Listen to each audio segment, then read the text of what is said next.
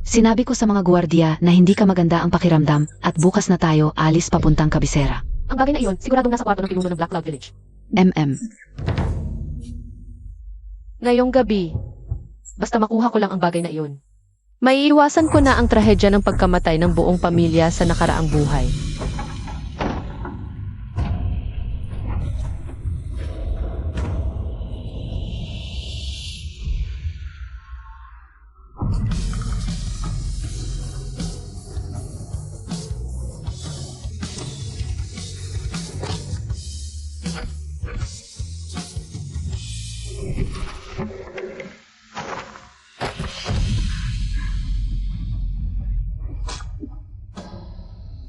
Si General Zhong Chanji ng Northern Garrison ay nagtaksil sa bansa.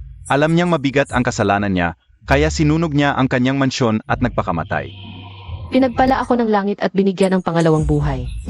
At nakilala ko pa ang aking guro. Hindi lang niya ginamot ang mahinang kalusugan ko mula pagkabata. Natuto pa ako ng martial arts. Sa buhay na ito, hindi na ako ang mahinat. Sakitin na anak ng general. Hahanapin ko ang mga nagpasinungaling sa aming pamilya at papatayin ko sila. Ito ang kwarto ng dalong pinuno ng Black Cloud Village. Sa nakaraang buhay, dito nakita ng pamahalaan ang mga sulat ng aking ama sa Black Cloud Village. Pinagbintangan siyang nag-recruit ng sundalo at nagtaksil sa bansa. Dahil dito, namatay ang buong pamilya namin. Kung makuha ko lang ang sulat na iyon ngayon, may iwasan ang pagbagsak ng aming pamilya.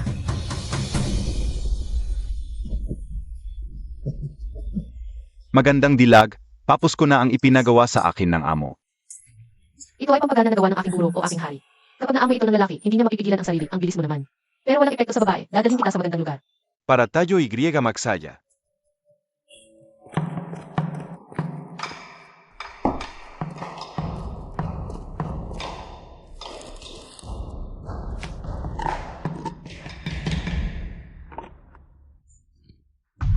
Nahanap ko na.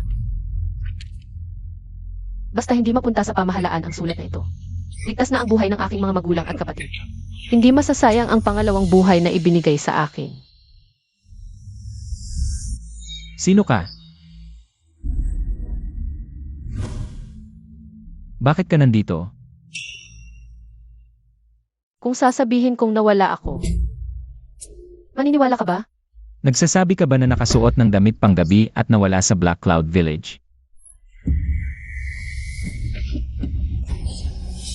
Sabihin mo nga kung sino ka talaga at ano ang balak mo.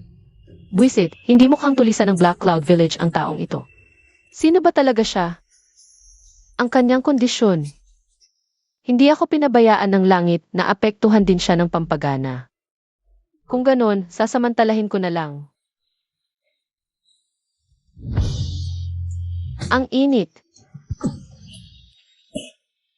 Malamig na ba ngayon? Punyemang lalaki. Walang awa sa babae. Ang init.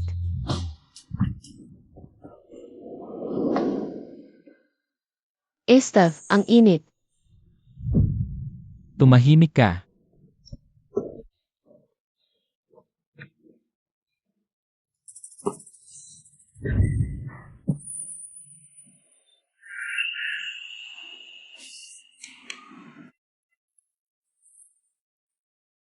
Mainit ba? Gusto mo bang palamigin kita? Mali. Wala kang gamot na Chino.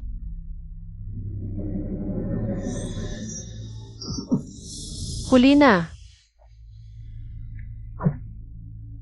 Ang hairpin na ito ay may pahid ng malambot na lason, na kayang magpawala ng malay sa isang iglap.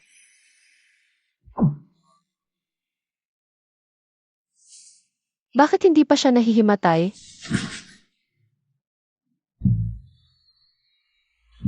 May pumasak.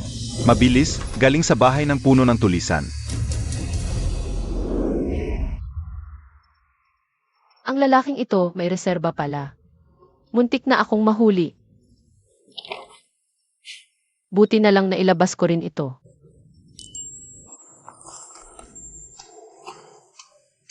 Tit for tat, hinawakan mo ang lig ko. May handa rin akong regalo para sa iyo.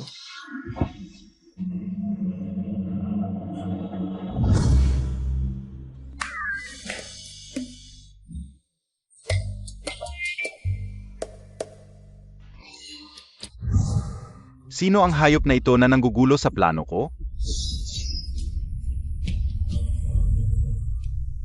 Prinsipe.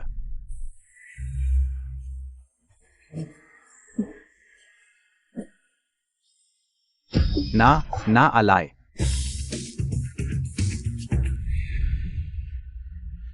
Kumusta ang prinsip? Walang panganib sa buhay ng prinsip, pero ang hairpin ay may pampatulog. Kaya hindi nagigising ang prinsip pagkatapos ng epekto ng gamot. Siya ay gigising. Mabuti naman. Pero, kakaiba, nang suriin ko ang pulso. May tanda ang prinsipe ng pagkalango sa pampagana. Ito. Pampagana, gumamit ng hairpin, dapat babae. Babae, pampagana, hindi maayos ang dami. Talaga bang nagpugot ng tulisan ang prinsip? Kasalanan ko ang pagkakasugat ng prinsip.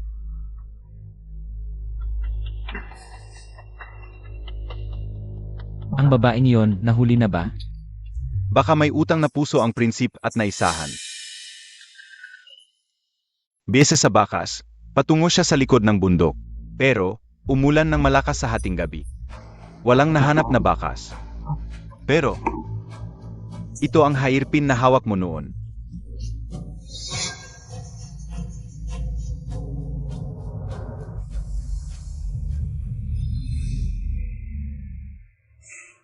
Maliit ang tingin ko sa kanya, sabihin mo ang nalaman nyo.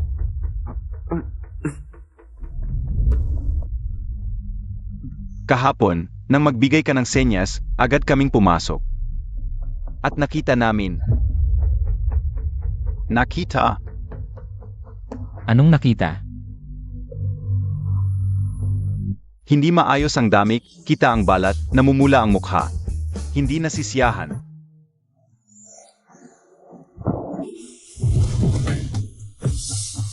Ang init.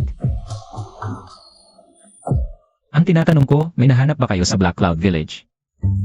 Meron, buong gabi kaming naghana. Sa Black Cloud Village, nakakita kami ng dose-dosenang kahon ng ginto at alahas. Ang halaga ay hindi bababa sa 1,000,000. Tumayo ka. Hey! Si Wang Dalong. May kakaiba ba? O, tulad ng hula ng prinsep. Ang Wang Dalong ay talagang may kakaiba. Noong una naming siya hulihin, hindi siya natakot. Sa halip, ginabayan niya kami na maghanap sa kanyang bahay. Pero nahanap namin sa kanyang bahay isang lihim na compartment, ngunit walang laman. Sa halip, siya ay nagpakita ng pagkabalisa. Ayon sa aming mga naunang clue, ang Wang Dalong ay dapat na may kasabwat sa loob ng palasyo. Kung gayon, dapat siyang matakot na madiskubre. Bakit niya kami ginabayan na maghana? Kung may nahanap na ebidensya, siguradong patay siya. Buong gabi namin siyang tinanong, pero wala siyang sinabi. Ang gusto ni Wang Dalong na mahanap namin. Naunang kinuha ng iba, kaya siya nagpanik. Ano iyong? Tanungin mo. Ang may-ari ng hairpin na ito.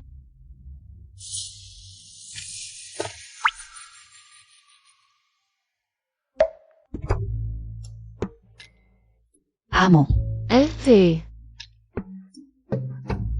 maayos ba ang paglalakbay mo, amo? Medyo maayos.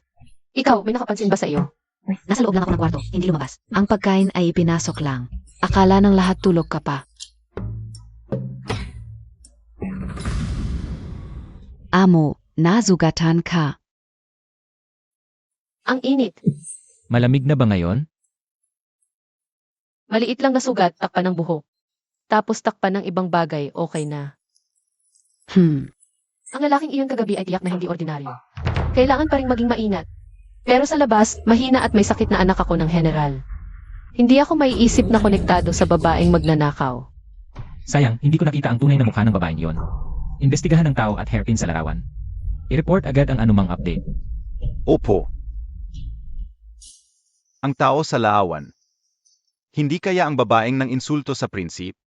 Sa mata pa lang, maganda na, prinsip. Totoo lang, hindi ka naman lugi. Kung ayaw mo ng dila mo, pwedeng putulin. Hindi na ako magsasalita ng walang basehan. Sige, huwag nang ipaalam ito. Ito. Ako mismo ang mag-imbestiga.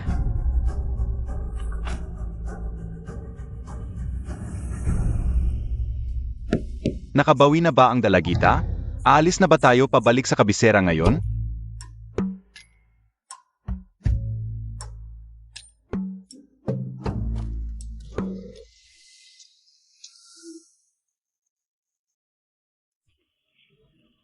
Naku, ang ganda naman ng dalagita. Parang may karamdaman lang.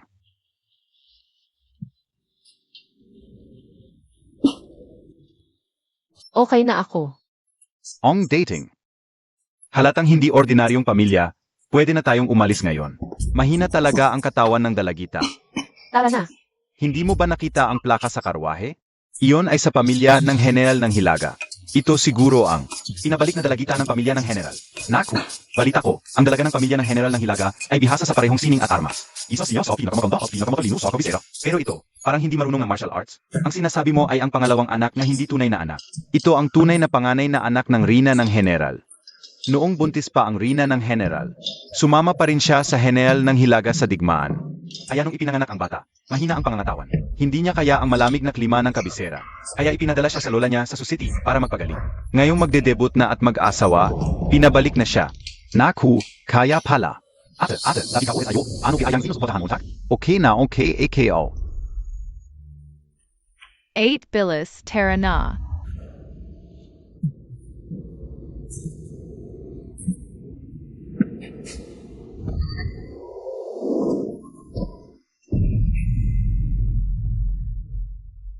Kung hindi lang kayo nag-overreact, kahapon ko pa sinundo si Ete. 8. Pagid Kabiye? Hindi. Terra na 8 Terra na. 8. Bakit ka yumiyak?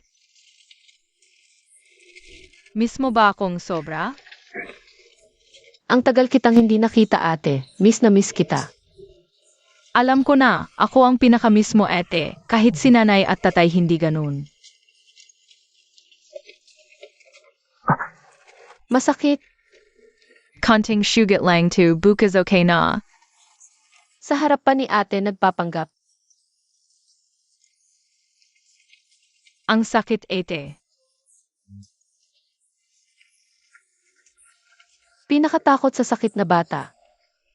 Sa nakaraang buhay, kahit malapit ng mamatay, hindi ka umimik kahit isang beses. Sa buhay na ito, ipagtatanggol kita ng maayos, ate. Opisyal ng pamahalaan, lumayo kayo sa daan. Hindi ba't ito yung lalaking tinusok ko kagabi? Bakit ngayon pa natin siya nakita pagpasok ng lungsod? Eh yun. Alam mo ba kung sino ang mga nasa labas? Iyon si Prinsepe Jingy Heng ng Jin. At kasalukuyang hepe ng King yung guard. May urgent siguro sila. Kailangan nating magbigay daan. Prinsipe ng Jin pala. Hindi ko alam kung nakilala ako. Yung babae kanina. Ang mga gwardyang asul ay may utos na hulihin ang mga takas, pakisuyo sa mga nasa loob ng karwahe. Bumaba at sumailalim sa inspeksyon. Ang hirap talaga ng lalaking ito, isang tingin lang ba? Nahalata na niya. Ete, umupo ka lang, bababa ako para tingnan.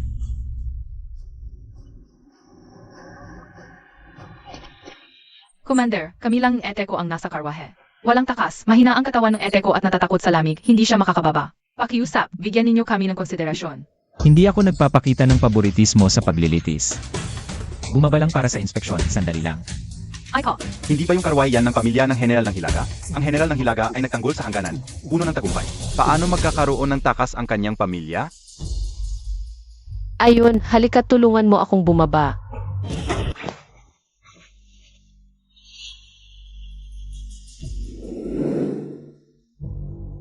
Nagkakamali ba ako? Iba ito sa babaeng magnanakaw nung gabi. 8 dahan. Hindi. Mga mata. Magkamukha ang kanyang mga mata. Tumingala ka. Commander, pakiusap, magsalita ng may respeto, ang Ete ko ay hindi isang bilanggo na maaari mong pagtanungin ng basta-basta. Hindi ka makatingala, dalaga. May konsensya ka ba? Ayun. paalisin mo ang mga tao.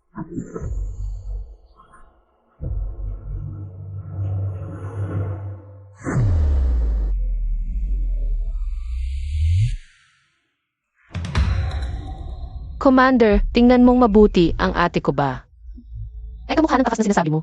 Pareho ang hugis ng mga mata, pero ang babaeng magnanakaw ay may masigla at tuso ng tingin. Ang binibining zong na ito. Maganda nga, pero walang kaluluwa. Commander, nakita mo na ba ng mabuti? Kung wala ng problema, pakiusap, hayaan mo kaming makadaan. Nasugatan ko sa leg ang babaeng magnanakaw. Dito sa kwelyo. Buksan.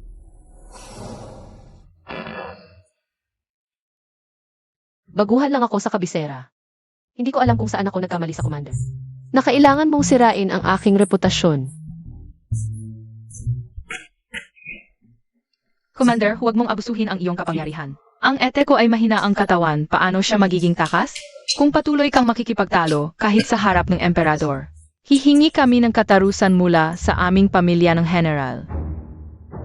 Ayun, huwag kang bastos. Ang Commander ay sumusunod lang sa tungkulin kung malaman ito ng ama. Pupurihin lang niya ang Commander sa pagiging patas. Kasalanan ko ang hina ng katawan ko. Si General Jong, ilang dekada nang naglilingkod sa hangganan. Puno ng sakripisyo at tagumpay. Anak ito ng isang bayani. Paano niyo siya matatrato ng ganito? Kahit na si Prince Jin, hindi dapat mang-api ng ganito. Young Master, anak ito NG Northern Frontier Great General. Babalik ang Great General para mag-ulat. Hindi dapat tayo magpakita ng labis. Payagan silang dumaan. Pasensya na sa abala, babawi ako sa inyo sa inyong tahanan. Pamilyar ang amoy ng mga green bamboo na ito. Buti na lang hindi ako nahuli. 8. Nadakot Kabiase Anakin I Prince Jean? Huwag kang matakot, ete. Kahit nakamag-anak siya ng hari. Hindi naman tayo basta-basta sa Northern Frontier Great General Residence. Protektahan ka namin. Esan, sa buhay na ito, ako na ang magpoprotekta sa inyo. Shuanger, malapit nang umuwi ang iyong Ed. Bakit ka nakazim-anggot? Baka magalit ang iyong ama. Kasalanan mo ito. Kaya ganyan ang tingin sa atin dito sa bahay. Ay naku. Ito ba?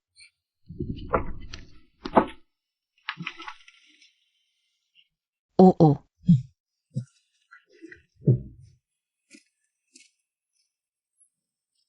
UER.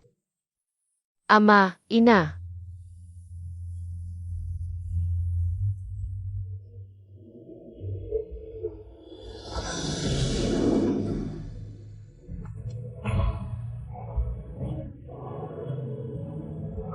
UER. Tumakbo ka.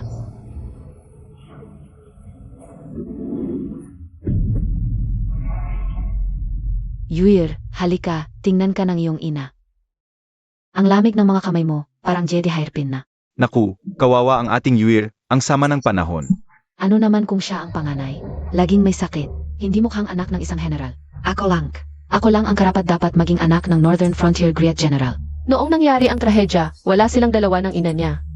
Hindi ko alam kung patay na o tumakas, o baka naman. Tara na sa loob, may sinigang ang iyong ina para sa iyo. 3 oras niyang niluto yan. Tara na. Dahan-dahan. Schwanger, umuwi na tayo. Bakit? Bakit siya ang paborito ng ama? Hindi naman siya katulad ko. Montag siyang. Puntahan mo ang third prince. Sabihin mong bukas ako pupunta sa hot spring sa labas ng lungsod. Opo. AMA, malalaman Montag rin. Kung sino talaga ang karapat-dapat sa pagmamahal mo. Zuli, tumayo ka muna sa labas. UAR ano yon? Ama, tingnan mo ito. Pero, ito ay isang paninirang puri. Ilang dekada na akong naglilingkod sa hangganan. Galit na galit ako sa taksil na liyaw. Paano ako makikipagsabuatan sa kanya? Pakikipagtulungan sa kaaway at pagtataksil sa bansa? Sino ang sumulat nito? Sino ang gustong sirain ako? Kapag nabasa ng aking mga magulang ang liham na ito, malamang ay mahulaan na nila. Sa liham, ginamit ang pangalan ng aking ama para makipag-ugnayan sa Black Cloud Mountain. Nag-recruit ng mga sundalo ng palihim at nagtago ng mga armas habang papunta sa timog. At sa tamang panahon, makikipagsabuatan sa Liao para salakayin ang ating Jing Kingdom. Kalokohan. Isang maliit na Black Cloud Mountain lang. Anong magagawa nila? Kahit na ako, si Zhong Tianji ay maghihimagsik. Hindi ako makikipagtulungan sa mga walang kwentang tao. Malamang alam na rin ng aking ama ang nangyari sa Black Cloud Mountain noong nakaraang araw. Kung mahahanap ang liham na ito sa publiko, ano sa palagay mo ang mangyayari? Isang kasalanan na nagdudulot ng kamatayan sa buong angkan. Pakikipagtulungan sa kaaway at pagtataksil sa bansa. Ito ay isang plano para patayin ang buong pamilya natin sa General's Mansion. Ang buhay ng buong pamilya natin. Ang mga walang basehang paratang na ito ay hindi paniniwalaan ng emperador. Ngunit ang selyo dito. Mukhang tunay na ang iyong personal na selyo. Ito, talagang ang aking personal na selyo ito. Ang aking personal na selyo ay palaging nasa aking silid-aklatan. At may mga gwardiya palagi. Paano nakapasok ang taong ito nang hindi namamalayan? Nakapasok ng walang nakakaalam sa silid-aklatan?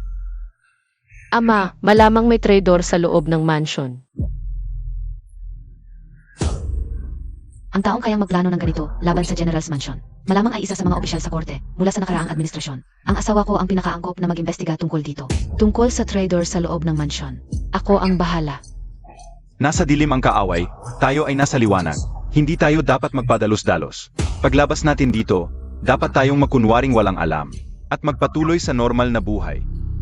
Yuner, nasugatan ang iyong binti. Sa mga susunod na araw, manatili ka na lang sa paalan at mag-aral ng mabuti. Huwag ka muna lumabas sa bahay. OPO.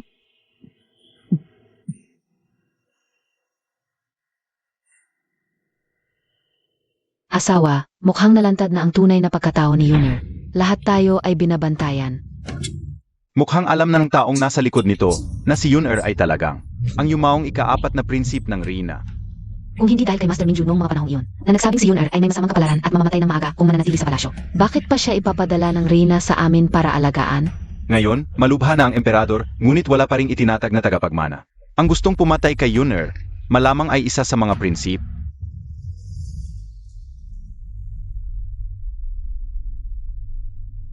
Amo, si Zhong Lengshuang ay lihim na. Lumabas ng lungsod para makipagkita sa ikatlong prinsep. Malapit ang kanilang pag-ugali. Ang ikatlong prinsep, bilang anak ni Concubine yan, ay kasalukuyang pinakamaimplwensya at marami ang naghihinala. Malapit na siyang ay deklara bilang prinsip ng korona. At ang pamilya ni Concubine yan, ang kanselor yan, ay may malawak na kapangyarihan sa korteng imperial. At lagi silang nag-away sa politika ng general, palaging magkalaban. Ang taong nasa likod nito ay ang ikatlong prinsep. Ang taksil sa loob ng mansyon. Si Zhong Lingshu ang kaya. Si Auntie Lin. Wala namang kakaiba kay Auntie Lin, palagi siyang tahimik sa loob ng mansyon. Nagbuburda lang siya sa kanyang kwarto. Patuloy mong bantayan si Auntie Lin at ang kanyang anak na babae. Sabihin mo agad sa akin kung may anumang kakaiba. Nga pala, pwede mo ba akong tulungan na maghanda ng kaunti? Laxative. Master, bakit mo kailangan ng laxative? Siyempre, para sa give and take. May isang tao na humiya sa akin kaninang umaga. Ito ang kwelyo. Buksan. Siyempre, dapat kong gantihan ang panghihiya na iyon. Prince, mag-ingat ka sa laming. Huwag, tiyak na may nagmumura sa akin sa likod ko. Kumusta ang intervensyon? Ayaw pa ring magsalita ng pinuno, pero nahuli ng mga tauhan natin. Ang kanilang pangalawang pinuno, hindi pa gaanong ginagamitan ng torture, ay umamin na siya sa lahat. Sinabi niyang narinig niya ang pinuno na nag-usap sa isang misteryosong tao na magtatangka na ipahamak ang Northern Frontier General bilang taksil, kaya't natakot siya at agad na tumakas pababa ng bundok. Interesante. Mukhang ang babaeng magnanakaw kagabi ay para kumuha ng ebidensya ng kasalanan. Kaya ang kanyang pagkakakilanlan ay malamang na may koneksyon sa Northern Frontier General's Mansion. Magpadala ng mga tao para bantayan ang General's Mansion. Lalo na si Miss Zhong. Hindi kaya. Dahil nakita mo ang itsura ni Miss Chong kaninang umaga, ay nagkagusto ka na sa kanya? Kaya, yung babae sa laawan, hindi ko na kailangang hulihin?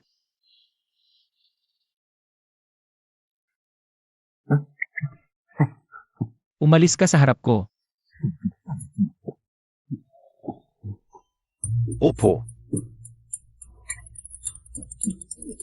Isang araw, mamamatay ako sa katangahan ng taong ito.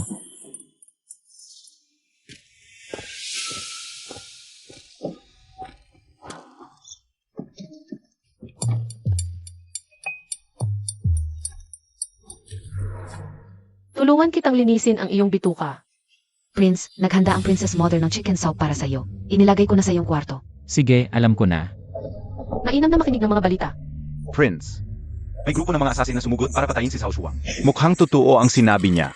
Ayaw ng taong nasa likod na. Nahayag ang pagbabalangkas laban sa General ng Hilagang Bayan. Kaya't nais nilang patayin ang mga saksi. Oo. Bukod pa, sa kaliwang braso ng mga mandirigmang ito, natagpuan ko ang kakaibang simbolong ito. Malamang ay marka ng pagkakakilanlan. Sayang, malayo kaya hindi malinaw. Nag-iwan ng marka sa mga mandirigma. Sinasabi mo bang sinadya nila ito? O tanga lang sila? Ito. Ang Cao Shuang na binanggit nila ay dapat nasusi upang patunayang inosente ang general. Una, imbestigahan natin at bantayan si Cao Shuang.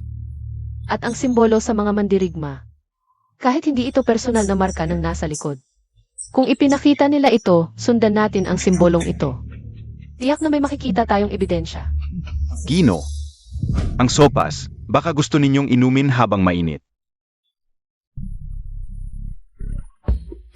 Muntik ko nang makalimutan ito. Uminom ka ng marami para madalas kang pumunta sa banyo. Sakto para makita ko ang itsura ng simbolo. Laging sobrang init ng luto ni Inay, hintayin muna natin. Handa ba malinaw? Handa na. Lumabas na kayo. Opo.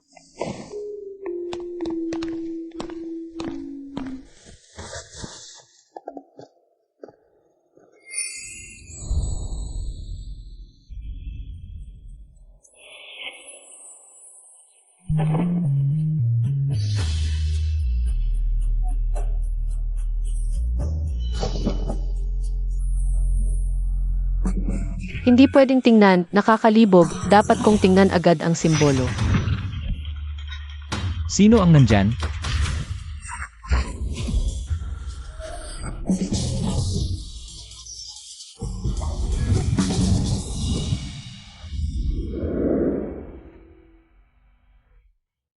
Bastos, may dala pang patalim habang naliligo. Mas malala ang humihingi ng tawad sa nanghiram ng pera.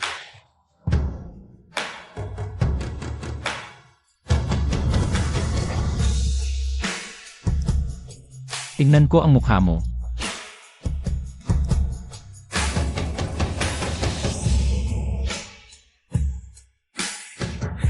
Gusto na naman niyang manyakin ako.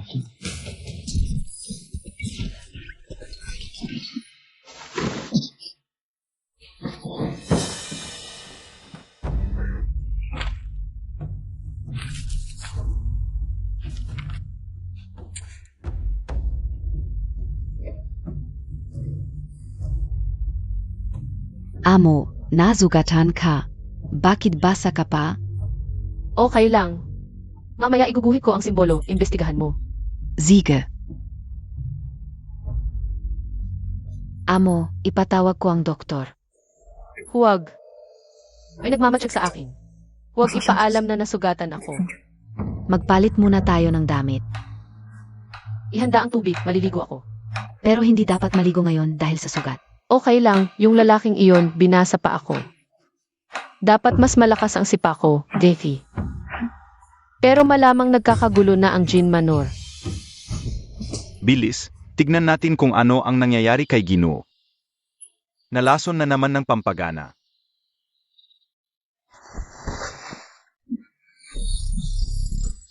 Sino ba ang may lakas ng loob na saktan ang prinsip? Grabe naman. Sabihin mo.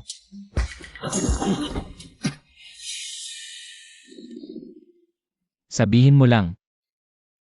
Kaya bang gamutin? Prinsip, pwede ko bang tingnan ang sugat mo? Huwag mong itago ang sakit. Lumapit ka. Buti na lang hindi nasaktan ang mahalagang parte. Lagyan mo lang ng gamot. Magpahinga ka ng ilang araw, okay na yan. Dito mahina. Kailangan mong ingatan ang sarili mo. Kailangan mong pigilan.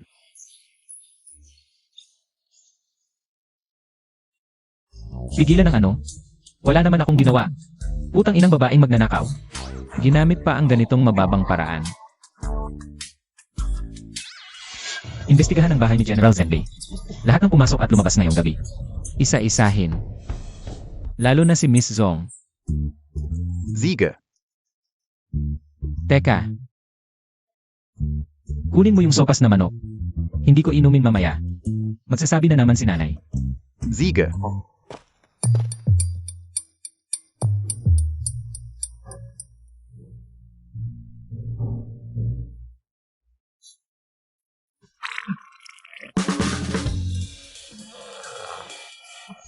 Sige na.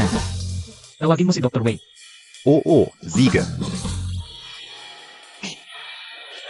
Dr. Wei, bilis. Mukhang nalason na naman ang prinsip. Ano ba ang sintomas? Pagkatapos uminom ng sopas, tuloy-tuloy ang pagtatay.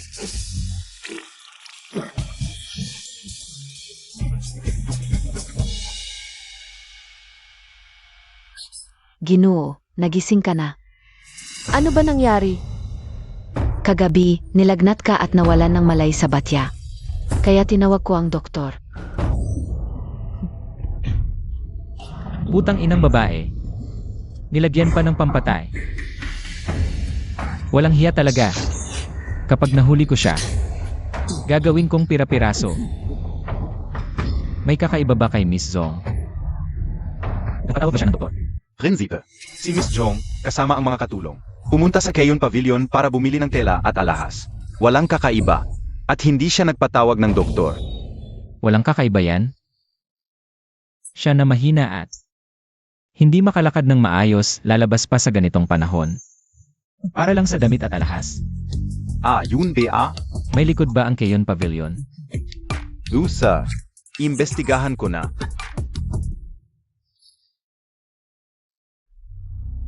Tulad nga ng inaasahan mo, ang may-ari ng Keyon Pavilion ay nagsabi, noon, napakaraming tao sa tindahan, at ang harapang pinto ay puno ng tao. May isang babaeng nakadamit bilang katulong, na nagsabing kulang ang dala niyang pera, at nagmamadali siyang umuwi para kumuha ng pera. Kaya pinayagan niyang umalis muna sa likurang pinto. Hindi nagtagal, ang babaeng iyon ay bumalik kasama ng isa pang babaeng pareho ang suot. At nagsabing tutulungan niya itong magdala ng mga gamit pabalik sa bahay. Saan sila pumunta? Hindi ko alam, pero tiningnan ko ang mga klinika sa paligid. Kagabi, may isang babaeng doktor na tinawagan para magbigay ng konsultasyon. Maghanda ng ilang bagay at sabihin mo.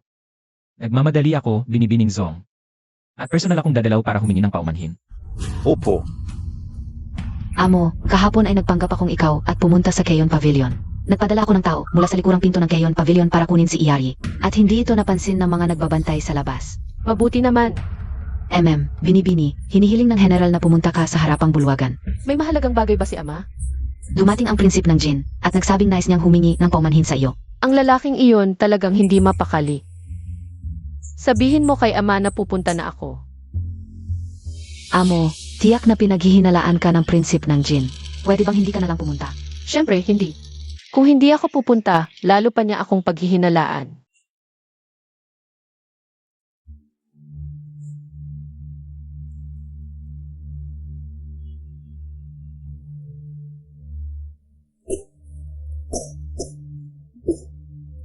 Kumusta? Ang ganda ng isang mahinang babae na nakakaawa. Ang daldal mo.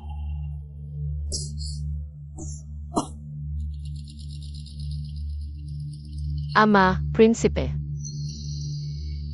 Bilisan mo, upuan muna si Yuir, umupo muna. Pagod ka na ba, Yuir?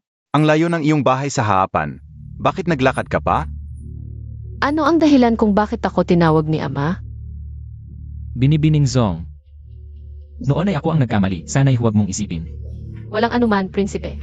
Kumusta na ang iyong mga sugat? Mayroon akong magandang gamot para sa sugat. Anong sugat? Nasugatan si Yuir? Ang lalaking iyon, malinaw na sinusubukan niya tayo. Anong sugat? Prinsipe, bakit mo nasabi iyon? Hindi ba? Noon, nakita ko ang isang babaeng doktor na pumasok sa bahay ng general. Naku!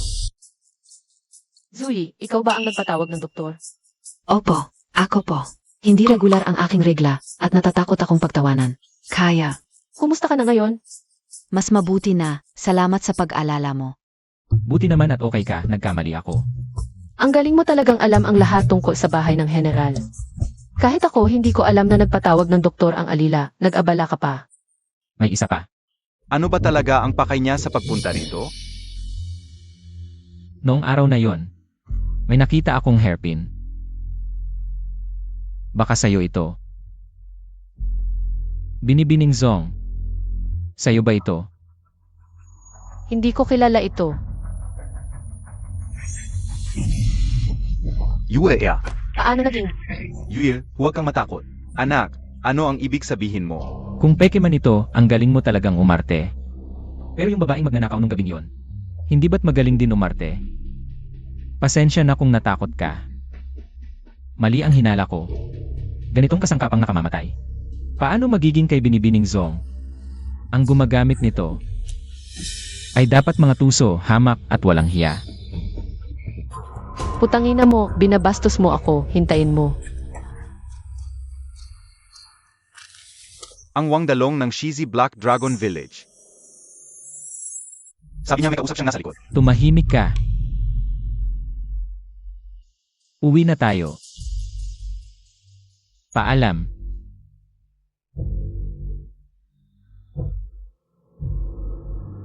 Parang hindi naman talaga siya nagsorry. Yue ya, may tinatago ka ba? S.A. akin? Ako.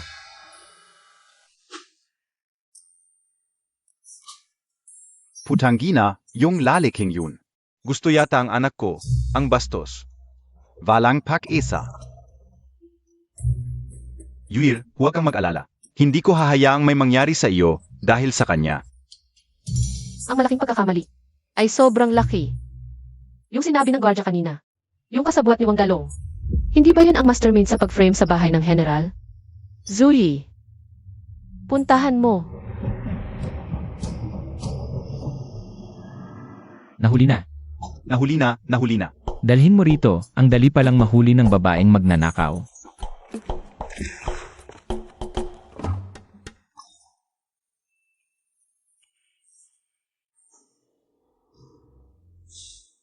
Alam ko na ang tunay mong pagkatao.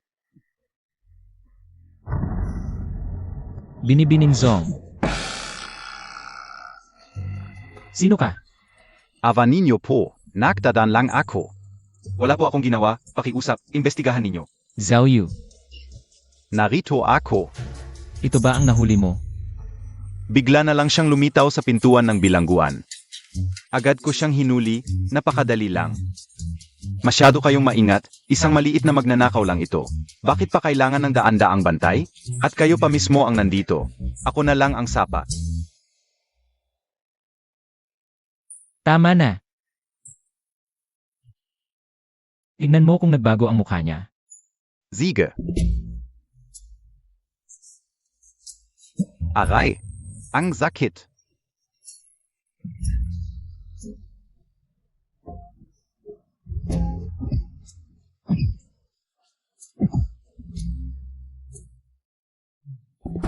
Walang pagbabago sa mukha niya.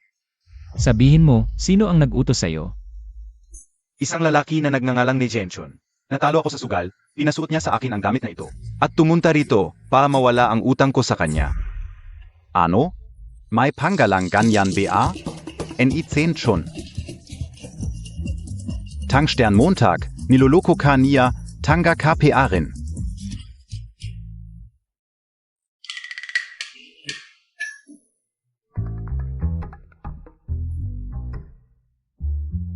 Gino. Parang niloloko tayo.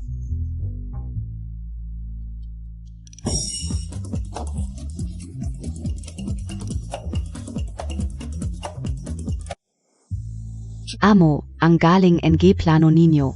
Galit na galit ang prinsip ng Jin, namumula ang mukha. Pinaglalaruan niya ako ang sikreto ng mga bantay. Bakit nila sasabihin sa publiko? Ginawa lang nila iyon para mahuli ako. Yura. Ina, Tingnan mo, handa ko para sa iyo. Gusto mo ba? ina, ang dami nito. Hindi naman, kakabalik mo lang. Kulang pa ang mga damit at alahas, kaya marami akong binili. Gusto ko lahat ng mga ito. Kung gusto mo, bukas ay handaan para sa iyo. Gagawin kong masaya at espesyal. Ipapakita ko sa buong lungsod ang ganda ng anak ko. At kung gaano siya kagaling. Halika. Songling Yue, hayaan mong magpakasaya ka muna. Bukas, mapapahiya ka sa harap ng lahat.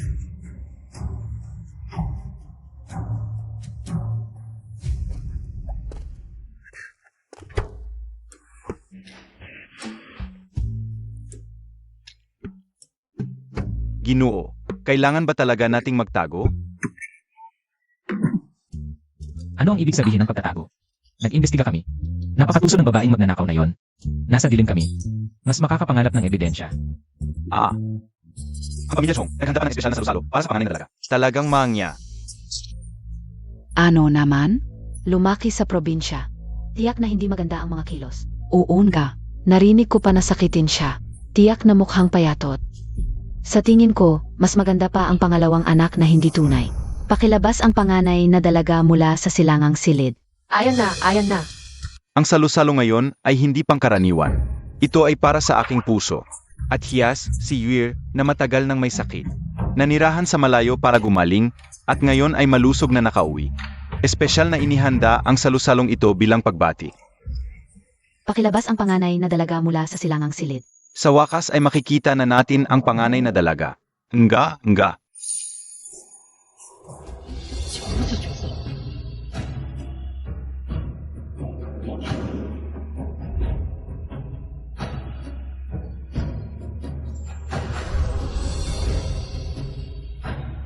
Ang panganay na dalaga ng pamilya Chong, napakaganda pala. Inga, tunay na panganay. Ang dating ay talagang iba. Prinsip, ang panganay na dalaga ng pamilya Chong. Hindi ba napakaganda?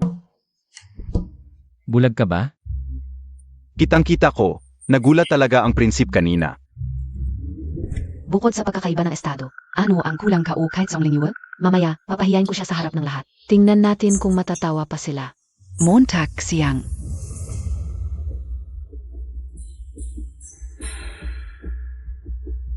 Ngayon ay salusalo para sa at ko. Espesyal akong naghanda ng regalo para sa at. Sa wakas ay hindi na nakapagpigil. Salamat sa regalo, bunso. Gusto mo ba ang regalo? Ang ating ama ay isang general. Ang ina ay sumama sa ama sa digmaan, hindi papahuli sa lalaki. Tiyak na tulad ng ina, bihasa sa parehong sining at armas. Kaya espesyal akong nagpagawa ng espada para sa at. Bagaman ako ay nag-aral ng martial arts mula pagkabata, mga pangunahing kaalaman lamang. Tiyak na hindi kasing galing ng ete, sana ay may turo mo sa akin. Magaling siyang magplano. Lahat sa bahay ng general ay marunong ng martial arts. Ngunit ako, ang panganay na anak na babae, ay walang alam. Hindi man lang makakapantay sa isang anak na hindi tunay. Gusto niyang mapahiya ako. Para siya ang magningning. Ete, hindi mo ba gusto ang regalo ko? Gusto ko, salamat sa pag-iisip, bunso. Ete, gusto mo bang subukan? TSK. Hindi pala madaling kalaban ang pangalawang anak ng general. Prinsep, ano sa tingin ninyo? Sa harap ng hamon ng pangalawang anak, magagalit kaya si Jhong na panganay na dalaga? Hindi. Bakit hindi? Hindi siya magagalit ngayon pero pagkatapos ay hindi na sigurado. Ang pangalawang dalaga ay may karamdaman, dalhin siya pabalik. Ama, nais lamang ng anak na patnubayan ng ete ang kanyang martial arts. Sakto ngayong narito ang mga bisita, at ito ay pagdiriwang para sa pag-uwi ng et. Ipakita natin sa lahat. Paano Montag?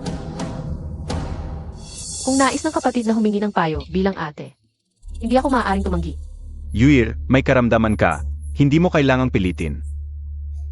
Yuir, huwag mong pilitin.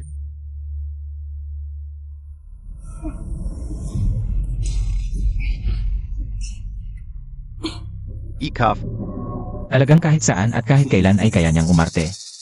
Ginoo, sa palagay ninyo ay nagkakamali ba tayo? Ang Jhong na ate, mukhang talagang mahina.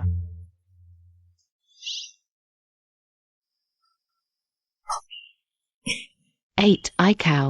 Ang iyong kalusugan, ang Zhong na ate ay may ganitong katayuan. Sa hinaharap ay tiyak na magiging legal na asawa. Kung sa hinaharap ay hindi makapag-anak, iyon ay makakaapekto sa pamilya. Ang ganitong mahinang kalusugan, sino ang mag-alok ng kasal sa kanya?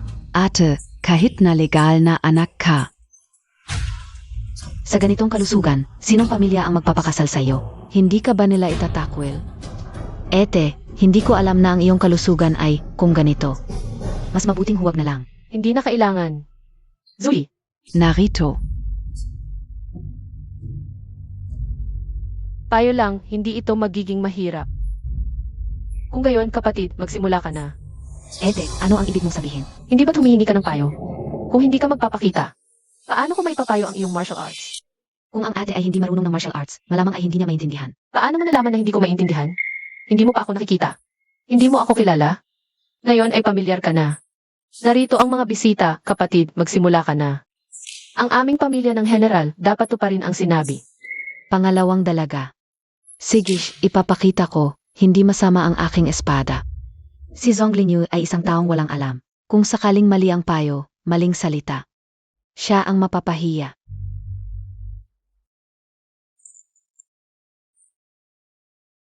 Kung gayon, Shuang magpapakita ng kahihiyan sa harap ng mga nakatatanda.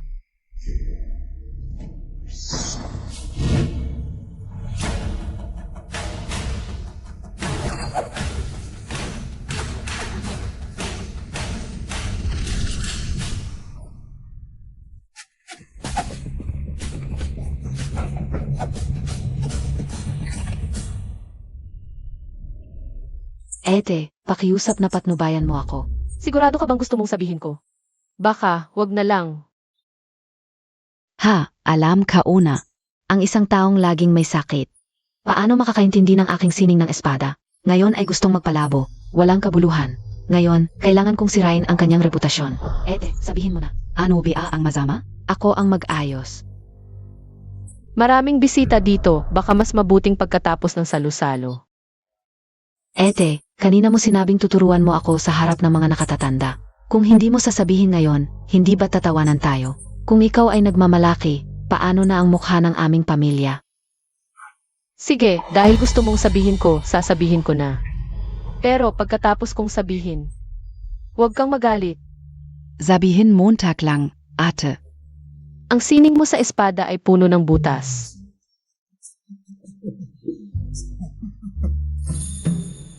Ete, hindi ka talaga marunong ng martial arts. Hindi mo maintindihan ang aking estilo. Bakit mo ako minamaliit? Ano ba yung sinasabi mo? Totoo lang ang sinasabi ko. Kanina, ayokong mapahiya ka kaya hindi ako nagsalita. Pero nakita kong handa kang tanggapin ang payo. Kaya diretsahan na ang sinabi ko. Kung alam ko lang na hindi mo matanggap ang katotohanan.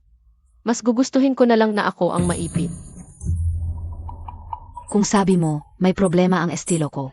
Sabihin mo na kung saan ako nagkamali. Baka hindi na lang, baka kasi.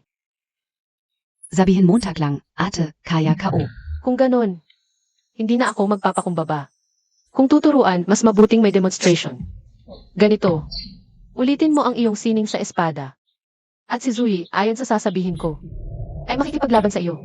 Isang katulong lang, pagkatapos kong talunin siya, mapapahiya ka.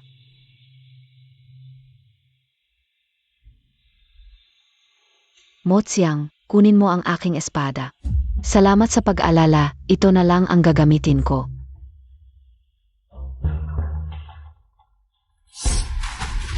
Zuli, atakehin mo ang kanyang binti. Kapatid, sa martial arts, ang pundasyon ang pinakamahalaga. Kung mahina ang binti, hindi tatagal. Tulungan ninyo siyang tumayo.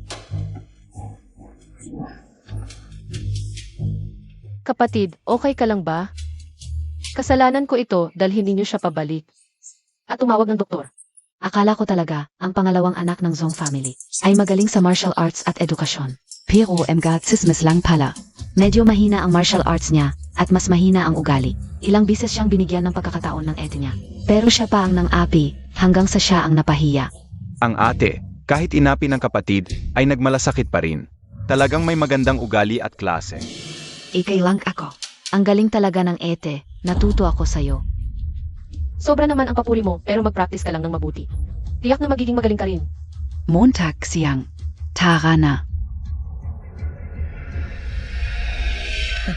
Maganda lang ang samahan ng magkapatid, nagpa-practice lang sila. Mga simpleng laro lang, nakakahiya sa inyo. Oras na para kumain. Tara net kumain na tayo. Ang panganay na dalaga ng Angkanjong. Isang salita lang, na ayos na ang pangalawang dalaga. Hindi ko malaman kung marunong ba talaga siya ng martial arts. Malalaman din natin mamaya. Halika, dadalhin kita ng prinsipe para manood ng palabas. Ito hindi na natin sila susundan. Ong putong inang tu. Ito, Nayinas ako. Ang kwarto ni Zhong na pangalawang dalaga. Prinsip, hindi mo naman siguro ibig sabihin na ito ang palabas na pinuntahan natin? Ano sa palagay mo, sino ang pinakagalit sa kanya ngayong nahiya siya? Siyempre ang panganay na dalaga ng Angkan Zhong. Kung hindi lang siya nakakulong ngayon sa kwarto, malamang nakalabas na, ito pa maghiganti. Hoy, Prinsipe, ang ibig mong sabihin ay, Palayasin natin ang mga bantay. gusto mo lang manood tapos ako ang pagbubuntunan?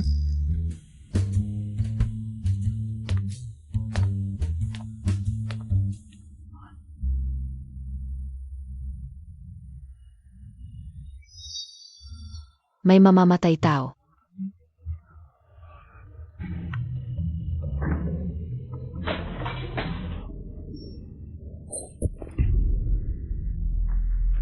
Zeno?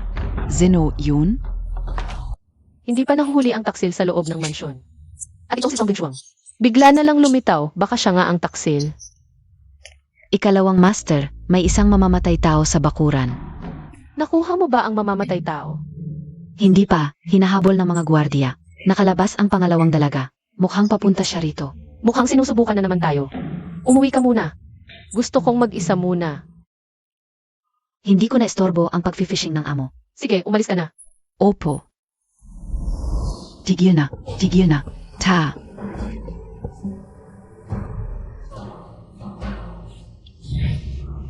Pangalawang kapatid. Ano nang nangyari sa'yo? Songling Yue. Ikaf. Ikaw ang dahilan kung bakit ako naging tsismis ng lahat. Pangalawang kapatid, hindi ko inaasahan na ganito ang mangyayari. Songling Yue, pareho lang tayong anak. Bakit ako pinabayaan ng ama, pero ikaw ang laging inaalagaan? Dapat ako ang bida ngayon. At ikaw ang nagpahiya sa akin sa lahat. Kaya gusto mong patayin ako at si ama. Oo, papatayin kita. Gusto kitang patayin. Makikita na ako ni ama. Ako na lang ang kanyang anak. Ngayon, tayo lang dalawa dito. Aksidente kang nalunod.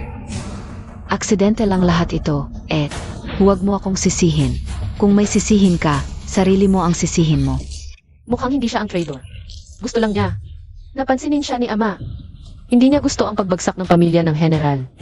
Kung ganun, oras na para gumanti ako. Naipit na sa sulok. Itong nagpapanggap na babaeng Zong. Gaganti na ba siya? Hindi mawala-walang lalaki. Hindi pwede. Halatang hinuhuli niya ako. Si Song Lingshuang, malamang siya rin ang nagdala dito. Ngayon, hindi ako dapat magkamali. Ang lamig ng tubig sa taglamig. Kung may sugat pa ako, malapit na akong mamatay kung mahulog. Kaya niya ba?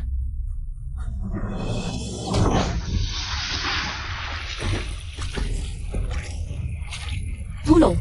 Tulong! Tulong! Kaya niya pala. Jing Yuheng. Sinadya mo ba? Hindi pa gumagaling ang sugat mo, hinawakan mo pa. Inulungan kita. Pero gusto mo akong saktan? Grabe ka, Zong. Na naman kahit sarili niya. Kaya niyang saktan. Ako. Saludo.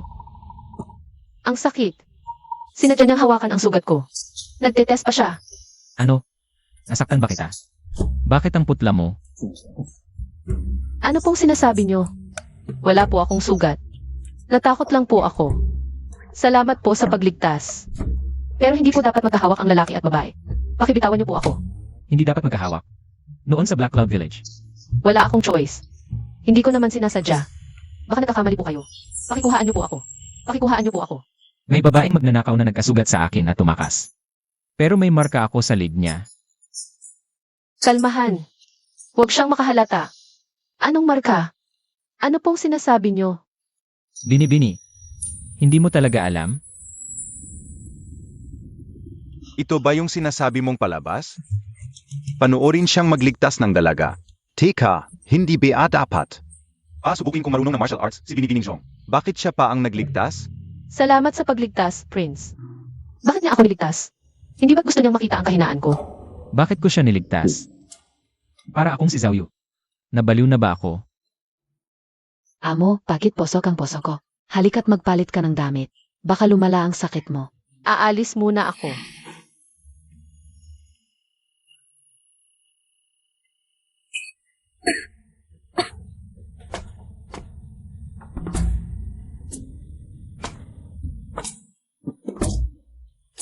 Prince, tunay kang lalaki. Hindi na kailangang bantayan siya palagi. Talaga? Mabuti naman. Hindi na ako kailangang magtago sa laming. Kung magpapatuloy pa to, bibili na lang ako ng kumot para magbalot. Kung ganon, si Binibining Zhong ay hindi yung babaeng magnanakaw na hinahanap natin. Hindi siya talaga. Hindi mo naman tiningnan ang league niya. Paano mo nasabi?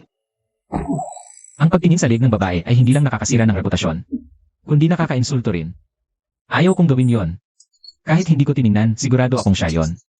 Nahulog sa tubig pero hindi man lang kumilos, nanigas lang at lumubog. Halatang halata na ginawa lang niya yon para sa akin. May sugat siya. Kung ganong. Nasa kamay ni Binibining Zhong ang peking ebidensya. Kailangan nating kunin yon agad. Ang may gawa nito sa General ng North ay hindi ordinaryong tao. Kung hahayaan lang natin siya, malaki ang magiging problema. Kung nakakuha siya ng peking ebidensya, may alam siya. Kung handa siya, ipagpaliban muna natin ang usapin sa General. Bantayan lang natin siya ng malayo, huwag magpadalos-dalos. Prince, kanina, bakit mo niligtas si Binibining Zhong? Gusto mong malaman? Gusto. Umalis ka. Mali. Bilisan mo.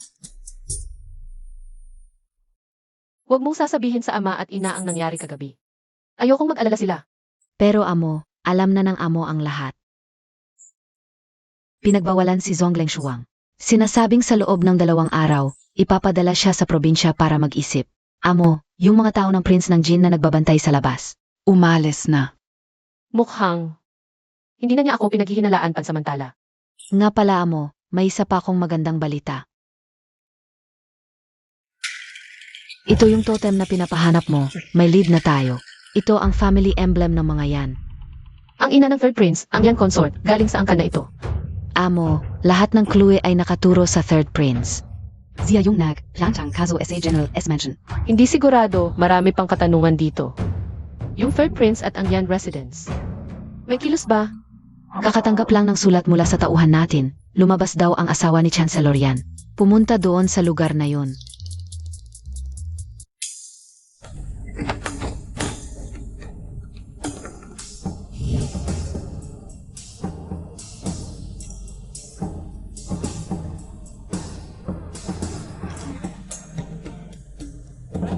Sigurado ka? Asawa ni Chancellor Yan sa ganitong lugar? Omo, tingnan emo. Talagang asawa ni Chancellor Yan. Nalaman ng mga tauhan natin na ang asawa ni Chancellor Yan. Madalas pala pumunta sa mall brothel na ito. Sobrang sikreto dito. Mukhang tia house sa labas, pero ibang mundo sa loob. Hindi basta-basta makakapasok ang ordinaryong tao. Salamat sa high-level token ni senior sister. Kung hindi talaga tayo makakapasok. Karamihan dito ay mga asawa ng mga opisyal. Pinagsasama-sama ang ganito karaming asawa ng opisyal, baka ang nasa likod nito. Gusto kontrolin ang mga opisyal sa pamamagitan ng mga asawa nila? Kung ganito nga, malaking gulo ang mangyayari sa korteng ito. 2 mahal na bisita. Pwede kayong pumili sa mga binata ngayon. Pwede rin akong sumama.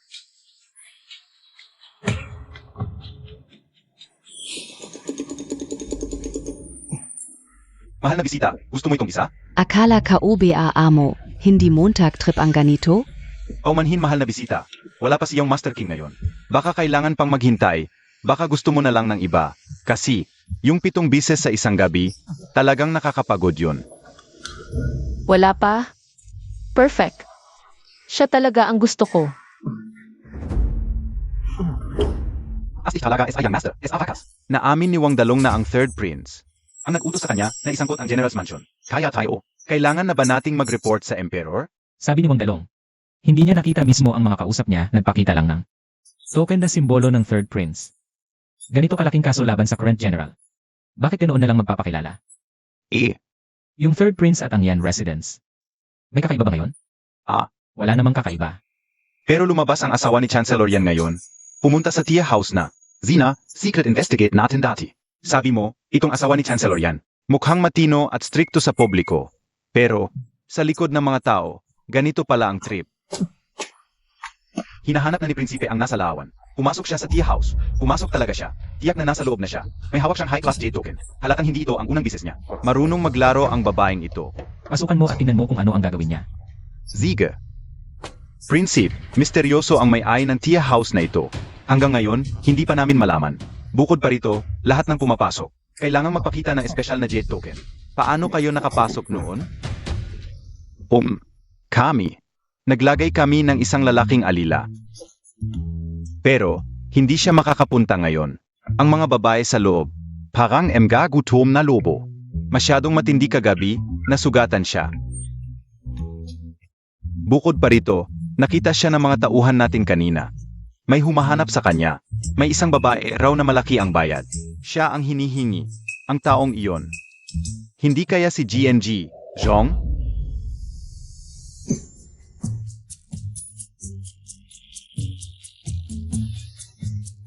Pumunta ka. Maghanda ka ng damit para sa akin. Ziga.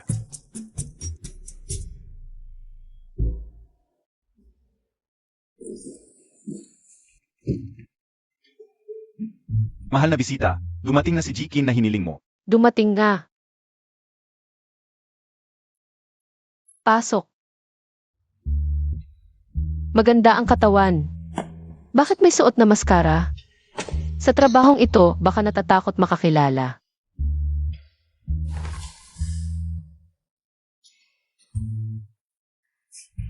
Kahit hindi ko balak gawin sa kanya, pero itong tao. Mas nahihiya pa sa akin. Bakit ka ganyan kaseryoso? Ikaw ba talaga si Ikinyu? Binibini, natatakot ka ba na hindi ako si Kinyo? Bakit? Iba ka sa nakasulat sa katalogo. Hindi ba dapat magduda? Sa tingin mo, iba ako sa katalogo. Saang bahagi? Sa tingin mo, hindi ako marunong sumayaw ng espada? O mahina ang katawan? O sa tingin mo, mas mababa sa 7 beses sa isang gabi?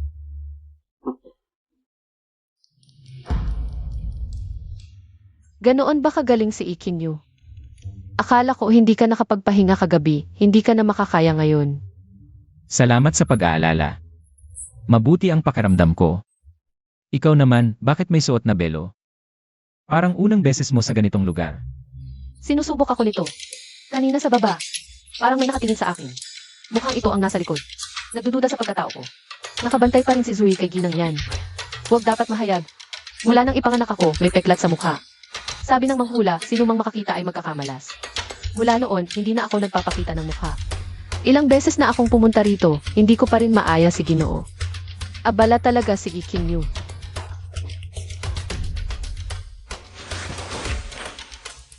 Relax lang. Totoo pala ang babaeng ito, sa Black Cloud Fortress din noong nakaraan. Ganyan din siya kung mangakit.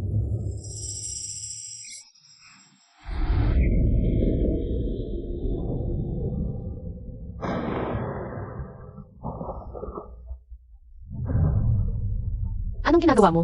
Relax ka lang, babae. Hindi na ito unang beses mong pumunta dito. Alam mo na siguro kung anong mangyayari. Kanina pa siya mahiyain at nahihiya. Bakit ngayon parang apoy na? Baka nag-drugs.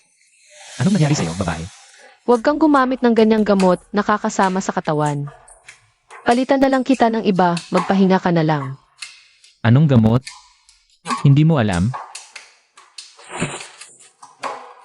Ano ito ngayon? Soft tendon powder o laxative? Si Jing Yuheng ito. Talagang hindi mawala-wala. Lumakas ang takbuhan mo, babae. Mukhang natuto na ang prinsipe.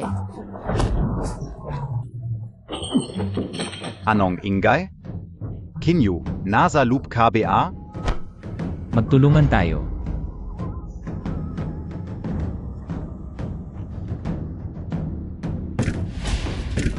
Sumigaw ka ng ilang beses. Anong isisigaw? Hindi mo alam? Noong gabing iyon, ikaw.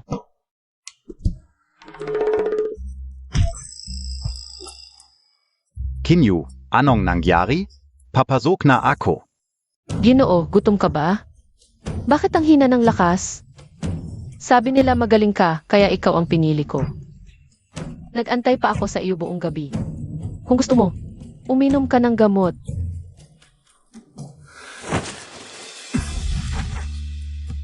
May nagmamatsyag sa kaliwang bintana, may maliit na butas. Ang may-ari ng tea house na ito, sobrang maingat. Kahit nasa kwarto na, may nagbabantay pa rin. Kung inom ako ng gamot o hindi, malalaman mo rin mamaya. Huwag kang mag-alala, hindi kita sasaktan. Anong gagawin natin ngayon? Anong ginagawa mo? Kung titigil ako ngayon, parang hindi ako magaling. Okay lang ba talaga siya? Kahit hindi mabigat ang sipa ko. Pero sabi ng ate ko, maselan daw ito. Okay lang ako. Hindi ka naman dito pumunta para kay Kinyo, di ba? Kung hindi ako nagkakamali, sumunod siya kay Madam Yan. Siyempre naman, kung hindi ka nakialam, matagal na sana ako. Anong matagal na? Mas magaling ako kay Kinyo ng 100 beses. Kung gusto mo, ako na lang. Sino bang may gusto? Huwag kang gumalaw, may iba pa. Sa susunod na magsinungaling ka, Sa susunod, itago mo rin ang tenga mo.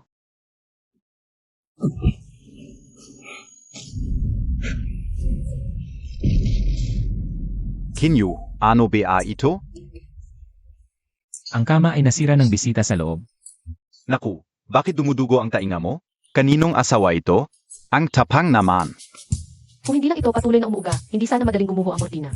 Itong lalaking ito, gustong ibaling pa sa akin ang kasalanan. Hindi ako nasisiyahan kay Kinyo, ang pangit ng kanyang teknik. Sabi pa 7 beses sa isang gabi, isa nga lang hindi pa kaya. Palitan mo na agad ito. Paumanhin po, bisita, kasalanan namin ang nangyari ngayon. Pero sa lakas mo, wala sigurong makakasabay sa iyo. Ikaw na kaya. Paumanhin po, bisita, hindi ako karapat-dapat.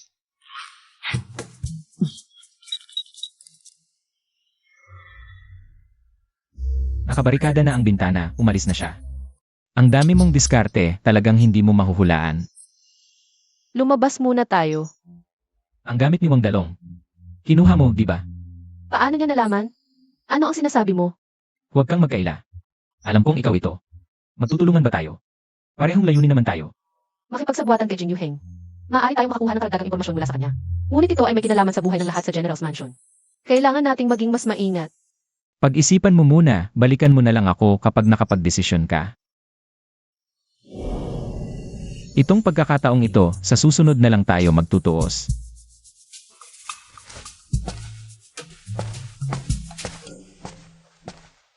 Young Master, mula nang bumalik kayo mula sa tea house, patuloy kayong ngumingiti habang tinitingnan ang hairpin na ito. Nakakakilabot nga, baka naman. Naiibigan mo ang may-ari ng hairpin na ito? Kalokohan. Mabuti naman kung hindi. Sa palagay ko, si Miss Zhong ay parang hindi interesado sa inyo. Masyado kang walang magawa. Tumakbo ka ng 100 milya na may dala-dalang mabigat. Isang daan? Ah, Hindi interesado sa akin. Nangungulit sa akin habang naliligo. Hindi interesado. Nagpapakita ng interes sa akin.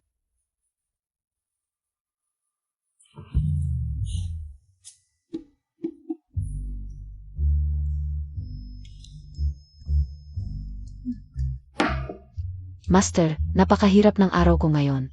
Ang asawa ni Chancellor Yan ay sobrang malibog, hindi ko kayang panoorin. Wala rin akong nakuha na impormasyon. Maaaring nalinlang tayo, ang tunay na nasa likod nito. Ay maaaring walang kinalaman sa Third Prince at Chancellor Yan. O nga pala.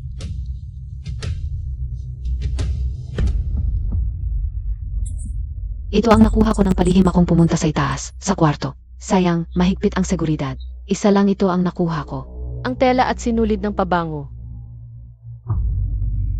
At ang mga pampalasa ay mga karaniwang bagay lamang. Ito lang ang mga disenyo sa ibabaw ay medyo kakaiba. Karaniwan, ang mga disenyo sa tela ay simetriko at magkapares. Ngunit ang mga ito ay walang anumang pattern. Nakita mo na ba ang mga gawa ni Tita Lin? Bawat buwan, dinadala ni Tita Lin ang kanyang mga gawa sa Shuyu Pavilion para ibenta. Hindi ko rin napansin. Gusto mo ba na kumuha ako ng ilang layon? Huwag, baka mas lalo tayong mahuli. Kung siya talaga ang traidor, tiyak na makikipag-ugnayan siya sa mga tao sa labas.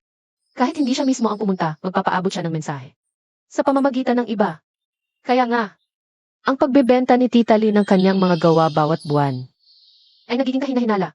Pakitingnan mo kung kailan siya ulit magbebenta ng kanyang mga gawa.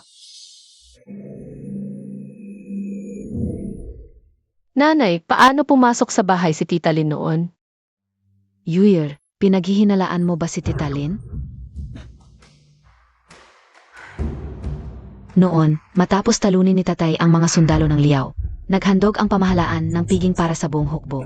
Masayang nakipag-usap si tatay sa lahat. At pagkatapos malasing, natulog siya sa isang restaurant. Kinabukasan, kumalat ang balita na may relasyon siya sa isang babae. Ang babaeng iyon ay si Tita Lynn. Kahit na hindi malala ni tatay ang nangyari dahil sa pagkalasing at hindi niya mapatunayan, patuloy niyang pinaninindigan na siya ay inosente. At ako ay naniniwala sa kanya. Bakit nandoon si Tita Lynn?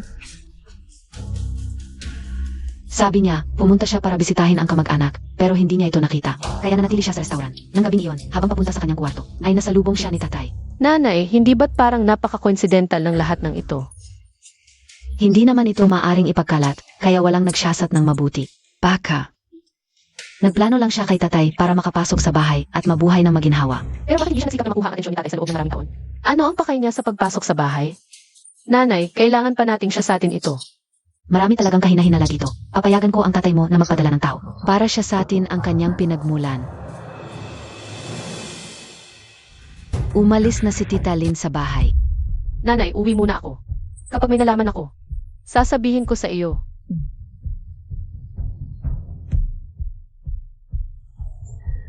Pumunta siya sa Zuyo Pavilion. Oh, pero si Tita Lynn ay nagbenta lang ng kanyang mga gawa sa may-ari at kumuha ng bagong sinulid at tela, tapos umuwi na. Walang naging kakaiba.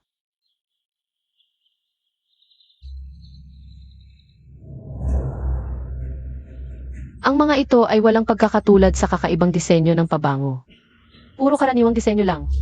At nang bilhin ko ang lahat ng kanyang mga gawa, wala ring reaksyon si Madam Lynn. Mali kaya ang pinaghihinalaan natin? Walang problema ang mga bordang ito. May iba pa bang kakaiba? May isang bagay, hindi ko alam kung kakaiba ba ito. Nang ibenta ni Madam Lynn ang mga borda sa may-ari ng tindahan, kasama ang pambalot na tela ang ibinigay niya. Pero nang bigyan siya ng may-ari ng sinulid at tela, hindi ang orihinal na tela ang ibinigay, kundi bago. Mukhang walang problema talaga ang mga bordang ito. Ang may problema ay ang tela na pambalot ng mga borda. Titingnan ko kung anong kalokohan ang meron sa Zuyo Pavilion. Mukhang mas makapal ang telang ito.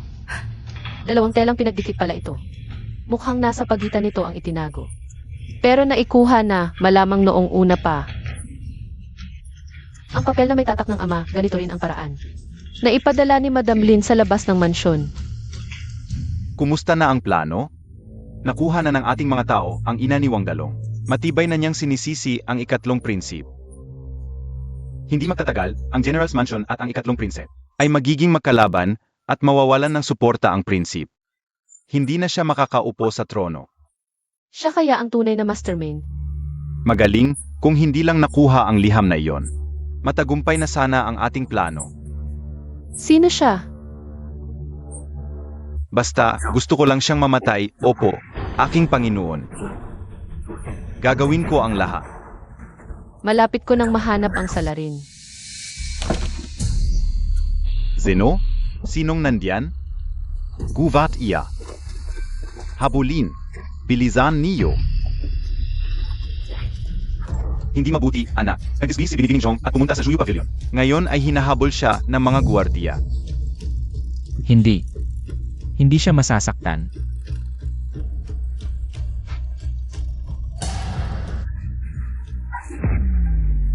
Ako ito.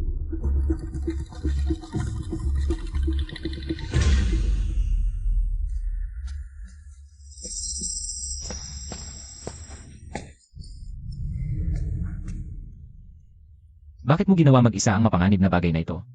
Hindi ba't sinabi ko na pwede tayong magtulungan? Matutulungan kita. Nag-aalala siya sa akin. Ang panganay na anak ay maaaring makatulong sa buring ito. Nasaan na ang pagiging mahina mo?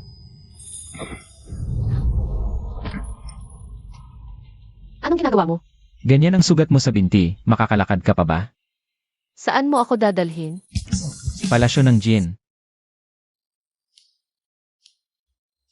Okay, huwag mong basain ito sa mga susunod na araw. Kaya dinala mo ako rito. Para lang kapalan ang sugat ko sa binti. Natatakot ako na pag-uwi mo, hindi ka magpapadoktor. Nagte-testing ba siya? O alam na niya? Kung alam na niya, bakit hindi niya ako kinonfronta? Ang cute niya pala kapag ganito. Pero kung malaman niyang matagal ko nang alam ang totoong siya, at pinapanood ko lang siyang magpanggap, siguradong magagalit siya ng sobra. Anong nalaman mo ngayong gabi? Bakit ang dami nilang naghahabol sa'yo? Nalaman ko kung sino ang tunay na may sala sa pagkawasak ng pamilya ng general. Sayang lang, hindi ko nakita ang mukha niya. Ang alam ko lang, may connection siya sa may-ari ng Waving Feather Pavilion. Dati kong tauhan ang nakatuklas na ang may-ari ng Waving Feather Pavilion ay madalas pumunta sa tea house na yon. Hinala ko, iyon din ang taong sinasabi mong may sala. Iisang tao lang sila. Kailangan ko siyang mahanap agad. Tutulungan kita. Bakit mo ginagawa mag-isa ang ganitong mapanganib na bagay? Hindi ba't sinabi ko na? Pwede tayong magtulungan. Pwede kitang tulungan. Baka naman. Gusto mo ako. Dapat ayaw ko sa kanya. Pero bakit parang gusto kong lumapit? At kahit makita ko lang siya, bigla akong sumasaya. Ito ba ang pag-ibig? Mukhang nagkamali ako. Sabi ng ate ko, kapag may duda, mas mabuting linawin para gumaan ang loob. Pero ngayong nalaman ko na ang sagot, bakit mas? Masama ang pakiramdam ko kaysa dati. Medyo. Ano? Sabi ko. Medyo gusto kita. Medyo. Ikaw. May konti ka bang gusto sa akin? Hindi ko alam. Prinz, nalaman ka una. Tuloy lang kayo. Mukhang magkakaroon na tayo ng prinsesa.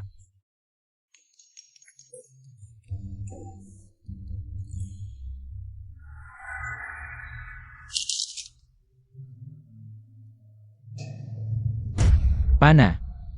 Yesad, Prince, nalaman mo na ba kung sino ang gumagamit ng ganitong pana? Baka mahanap din natin ang nasa likod nito. Paano mo nalaman na ganitong pana ang ginamit ng nasa likod? Ito ang pana na pumatay sa buong pamilya natin sa nakaraang buhay. Sa buhay na ito, hindi inasahan ng taong nasa likod ng mga pangyayari. Naagawin ko ng maaga ang peking ebidensya para masira ang plano nila. Ayon sa kanilang plano, ang mga sandatang ito ay tiyak na nakahanda na.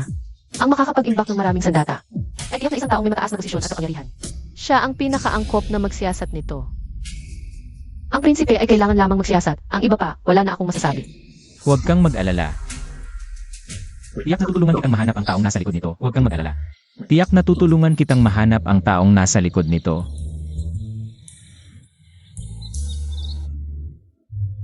Amo, ngayon ay pista ng mga parol. May balita na sa paligsahan. May isang lotus parol na gawa mismo ni Master He. Napakaganda nito. Tara sumama tayo para makiisa sa saya. Ito, Amo, mula nang tayo'y bumalik sa kabisera, hindi pa tayo nakakapaglibot sa labas. sige na nga. Tara na. Ang Zaya. Si Zui, siya mismo ang nagsabing gusto niyang pumunta sa pista ng mga parol. Pero ngayon ay nawawala na siya.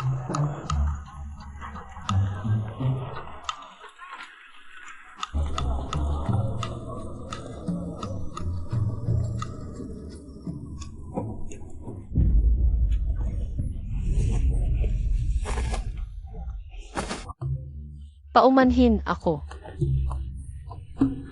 Ikaw pala? Ano, ang prinsipe ba ay hindi pwedeng pumunta sa pista ng mga parol? Hindi ko alam na ang prinsipe ay may ganitong hilig. Ako. Kung hindi sinabi ni Xiaoyu na nakita siya rito, hindi ako pupunta sa isang lugar na napakaingay. Hala.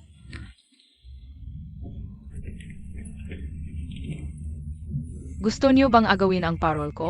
Hindi. Hoy, munting kapatid. Sino ang walang takot na gustong agawin ang parol ng anak ko? Takbo na.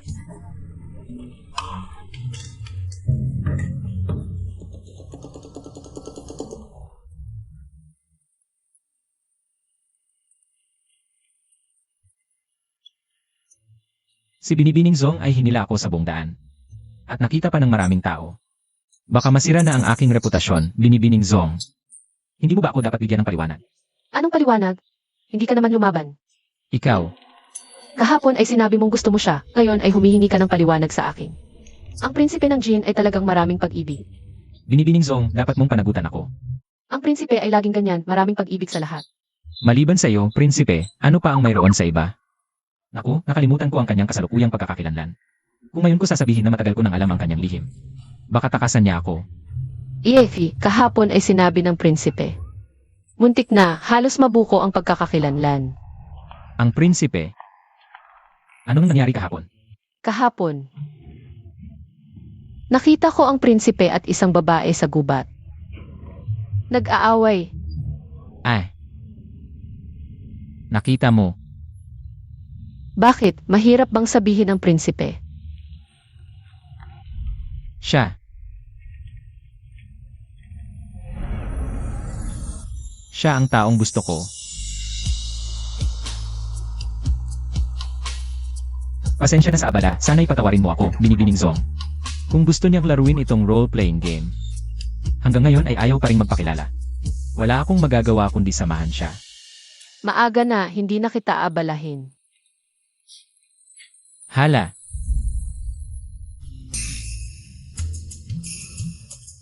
Bakit umalis ng gali si Binibining Zong?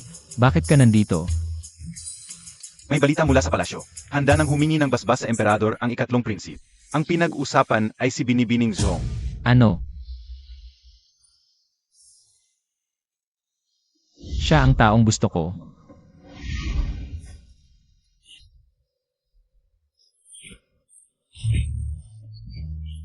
Ako mismo, gamit ang dalawang pagkatao. Nilinlang ko si Jin Yuheng ngayon. Nahulog siya sa isa sa kanila at nasasaktan ako. Ngunit kung pareho niyang pinapansin, masama rin ang loob ko. Bakit ako nagkakaroon ng ganitong kaisipan? Baka nagugustuhan ko na siya.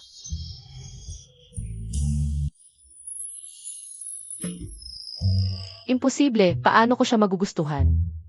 Ay naku, may problema ang utak ko, tama. Tama.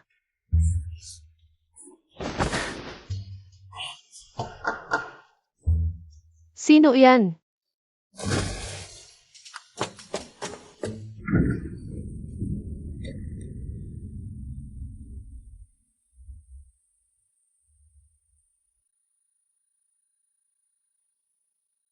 Ang ganda. Sino nagdala ng lotus lantern na ito? Baka si Zuyi.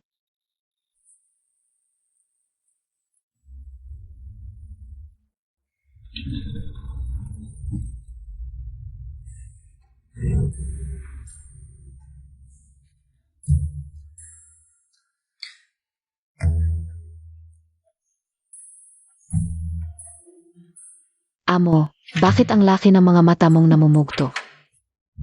Baka kagabi hindi ako makatulog ng maayos. Amo, gusto ko sanang tulungan kang manalo kagabi. SA Lotus Lantern ni Master He, pero muntik na. Nanalo ang isang lalaking nakamaskara. Lotus lantern. Oo. Nanalo siya sa lantern, siguradong para sa minamahal. Sabi nila, ang mananalo sa lantern ni Master He ay tiyak na magiging maligaya sa minamahal, ang romantiko.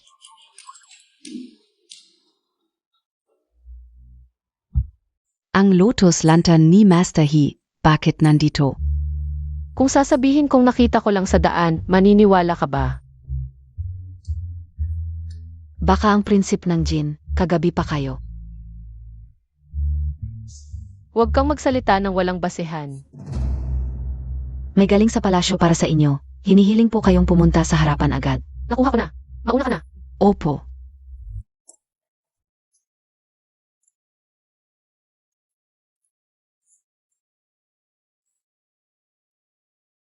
Ginoo, narito na po ang inyong lingkod. Pakibasa na lamang po ang kautusan.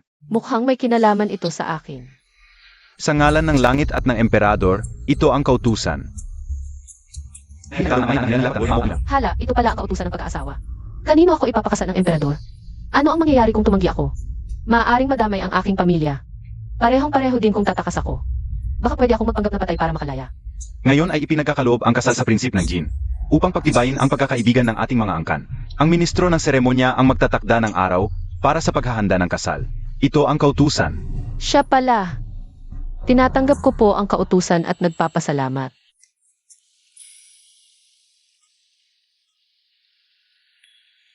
Yuir, kung gusto mo, handa kaming magbigay ng dowry at samahan ka sa iyong kasal. Kung ayaw mo, tutulungan kita ng iyong ama na tumanggi sa kautusan. Ama, huwag kayong mag-alala, ama at ina. Alam ko ang gagawin ko.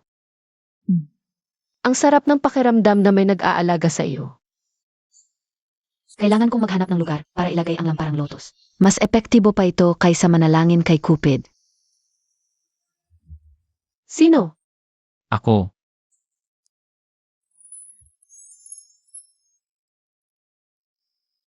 Ang aga naman ng pagbisita mo, prinsipe. May kailangan ka ba? Tungkol sa kasal, payag ka ba?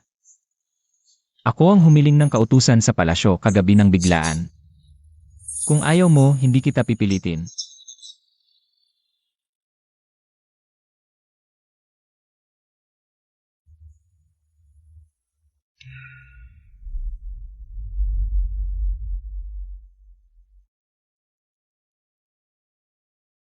Ayaw mo ba? Hindi naman sa ayaw ko, pero hindi naman tayo masyadong nagkakilala, prinsipe. Wala tayong masyadong pagkakakilanlan. May sasabihin ako sa iyo ng harapan. CJ. Kaya. Alam mo na pala mula pa noong una ang totoo kong pagkatao. Bakit hindi mo sinabi sa akin noon? Natatakot ako. Natatakot akong baka umalis ka sa akin dahil sa mga dahilang hindi ko alam. Hindi ko alam kung bakit. Pasensya na. Ako dahil dito, hindi ako makatulog. Ano? Jin Yuheng, tinanong mo ako kung payag ba akong pakasalan ka?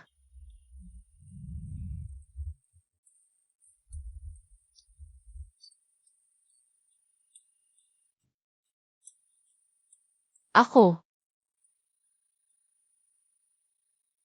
Payag.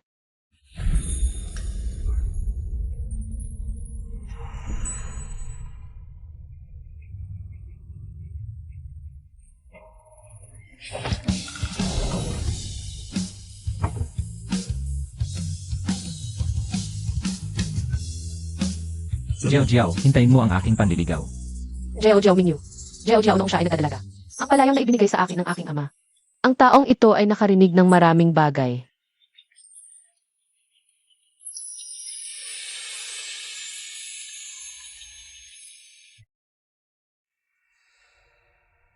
Ang huling taong nakarinig, nahuli na ba?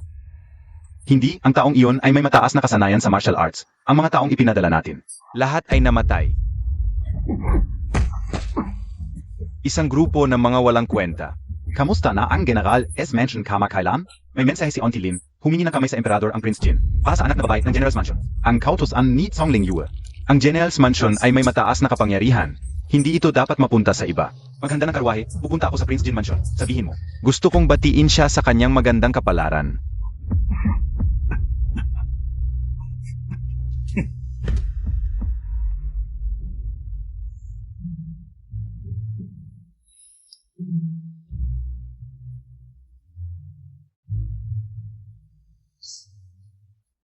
Halika Yuheng, dapat tayong uminom ng maaming baso ngayon. Pagkatapos mong magkaroon ng asawa, hindi ka na makakapagpakasaya ng ganito. Ziga. Halika, halika't makilala mo ang anak ni Prince Jin. Ano sa palagay mo Yuheng, ang dalawang dalaga? Kamusta ang pagtugtog ng kantang ito? Ano sa palagay mo, Your Highness? Napakaganda, kung gusto mo. Ipapadala ko sa iyo sa Prince Jin Mansion kahit masakit sa akin. Hindi na kailangan, salamat sa iyong kabutihan, Your Highness.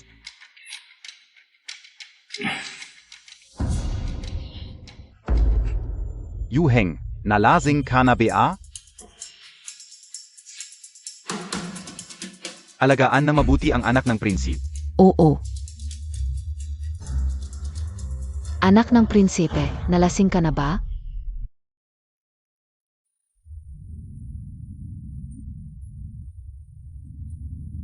Miss Zong, nalasing ang anak ng prinsep sa bahay ng second prince. Pinapunta ka roon.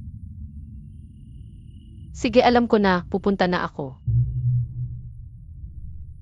Master, may daya ito. Hindi pa kayo ikakasal ng anak ng prinsep. Paano kanila tatawagin para sunduin siya? At Kayat Totaman. Hindi nila ipapadala ang isang taong hindi kilala para magbalita. Mukhang may magandang palabas ngayong gabi kung hindi ako pupunta. Hindi ba nila maipapalabas ang kanilang palabas? Master, ano ang gusto nilang gawin sa iyo? Depende kung sino talaga ang nag-anyaya sa akin. Hindi ba iyon ang punto? Zui, hanapin mo muna kung nasaan siya. Oo.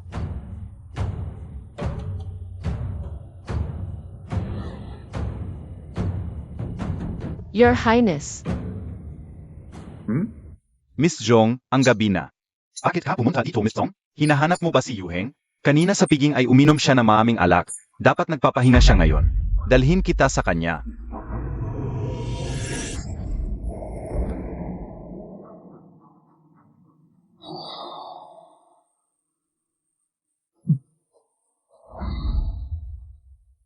Miss Song, Sige, salamat Your Highness. kasalanan ko. Naisip ko ang magandang balita.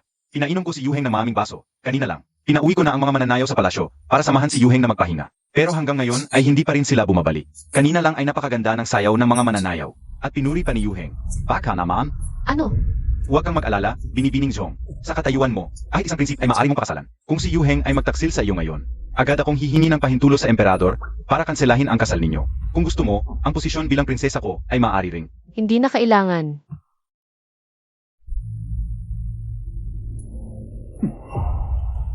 Salamat sa kabutihan ng inyong kamahalan. Kapag nakita mo na mismo na siya ay nagkakagulo sa loob, hindi ka ba luluhod at hahalik sa akin?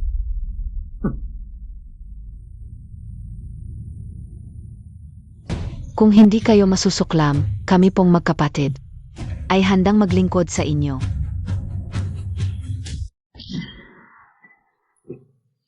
Huwag kang malungkot, binibini. Normal lang ang maaming asawa. Anong malungkot? Ikaw, pangalawang prinsipe. Baka malabo na ang mata mo. Ano?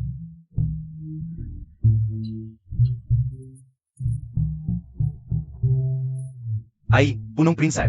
Sinusumpa ko, wala akong ginawa. Sila mismo ang nagsabi na nahuhumaling sila sa akin. Mukhang malaki ang charm ng mga tauhan ko. Sa loob lang ng ilang sandali, 2 dalaga ang nahumaling. Yuheng, bakit? Bakit ka nandito? Akala ka o hindi ka lumabas?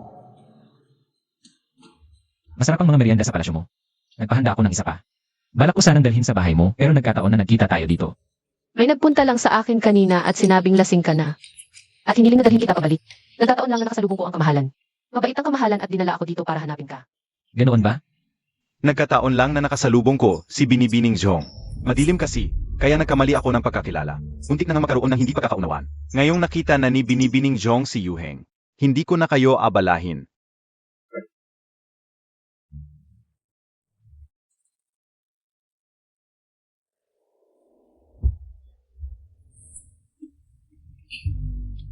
Balita ko, hinangaan mo raw ang sayaw nila. Ano ba? Ang sinayaw nila, Ay naku, nagkakamali ka, prinsesa. Ang humanga sa kanila ay ang pangalawang prinsip, hindi ang aming punong prinsip. Si Zhao Yu sa wakas ay nagsalita rin ng matino. ano ba ang sinisigaw mo? Pasensya na po, alis na ako.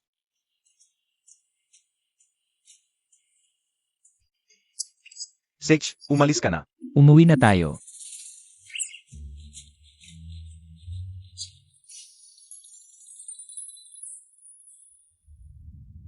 Visit, nagloko PASA akin. Mukhang hindi ubra ang pag-away sa kanila. Sabihin mo kay Tialin na maghanap siya ng paraan para dalhin si Zhong Zion sa likod ng bundok. Naiinggit ka ba? Nagtatanong lang ako ng may basehan. Yun ang sinabi sa akin ng pangalawang prinsipe. Hindi nagkaila si Jiao Jiao, mukhang. Talagang naiinggit ka. Pag-usapan natin ang seryosong bagay. Yung araw na ginawa ko noong nakaraan, may balita na ba? May konting leads na, ayon sa aking mga tauhan. May nakakita ng katulad na araw sa Xuanhu. Xuanhu. Sagana sa Iron or ang lugar na yon at madalas dumadaan doon ang pangalawang prinsip tuwing nagsasagawa ng inspeksyon sa timog para sa emperador.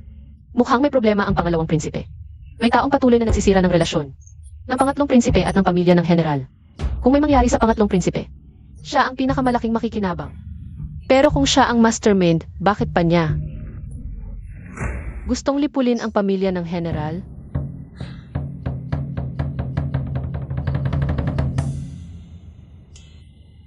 Seryosong usapan ito. Kumain ka muna ng merienda, huwag kang mag-alala, nandito ako.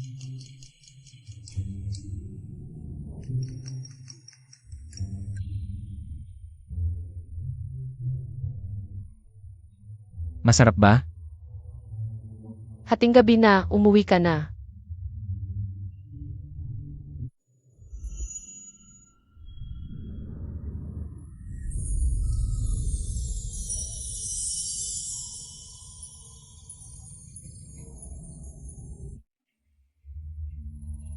Babali ako sa susunod.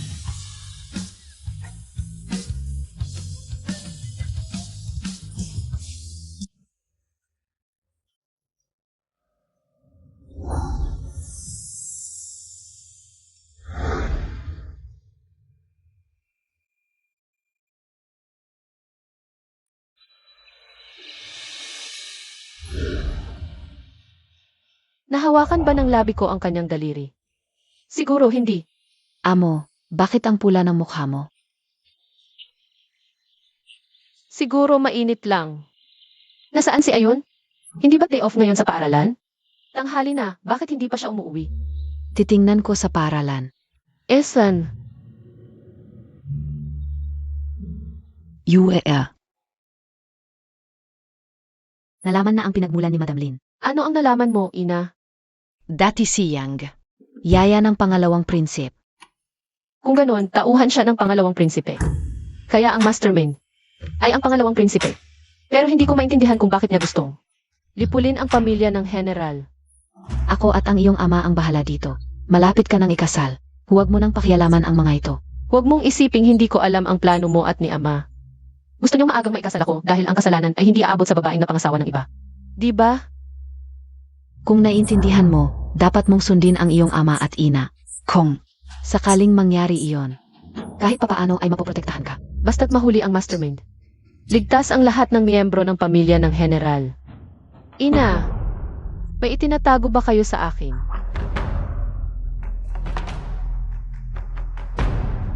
Ziyun. Siya ang ikaapat na prinsip. Siyon pala ang ikaapat na prinsipe. Akala ko walang nakakaalam ng sikretong ito. Pero nalaman ng ikalawang prinsip. Kaya pala niya gustong wasakin ang bahay ng general. Amo, may problema. May gumamit ng pangalan mo. Lalo na nakaalis ko ng buto. Ano? E di baguhin natin ang plano. Basta, gusto ko lang siyang mamatay. Delikado. May panganib kayo yun. Ibigay mo ang peking ebidensyang ito kay Jinyuhen. Sabihin mo kung agad sa kasyo. Opo. Sa buhay na ito, naagaw ko ng maaga ang peking ebidensya. Kaya nagdesisyon ang ikalawang prinsipe na patayin na lang si Yun. Hindi ko nahahayaang mangyari muli ang trahedya ng nakaraan. Yun, tibayan mo. Paparating na si ate. Tumigil ka na? Sino pa ba ang asahan mong magliligtas sa'yo? Sino BA talaga kayo? Bakit niyo ako gustong patayin? Ako. Ikalawang prinsipe, wala tayong away. Bakit mo ako gustong patayin? Segs, sasabihin ko sa'yo, dahil anak ka ng Rina, ang ikaapat na prinsip na dapat ay namatay na. Habang buhay ka, hindi ko kailanman makakamtan ang trono. Kaya kailangan mong mamatay. Zugot. Tari Nene 8.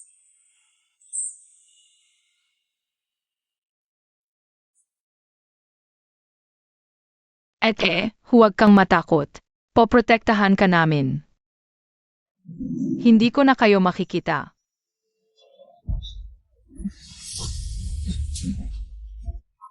Zino yan?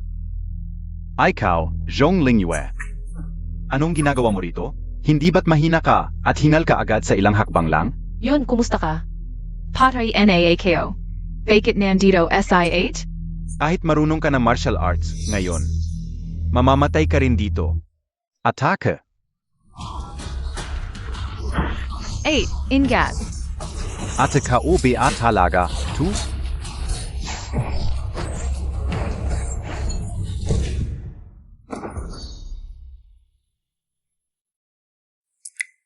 Paano? Paano ka naging napakalakas? Amo. Ano kayo umalis niyo? Opo. 8. Ginoo, kung mananatili ka, magiging pabigat ka lang sa amo. Huwag mo na siyang istorbohin. Alis na.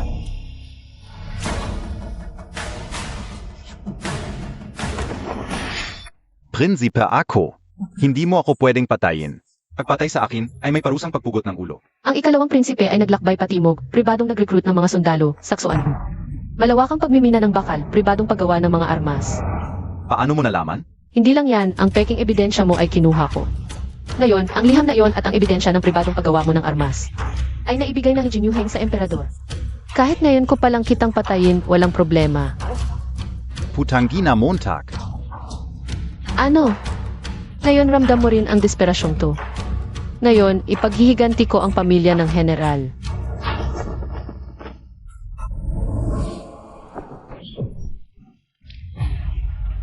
Mabilis, umalis ka na, Prinsep.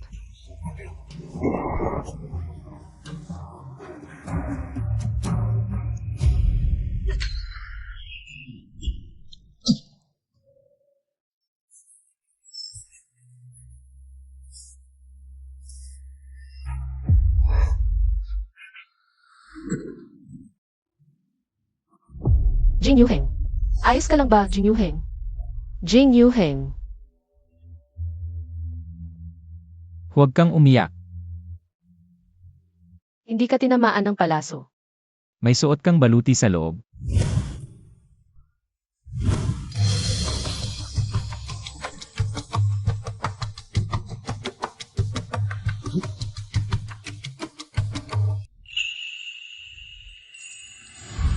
Mabuti.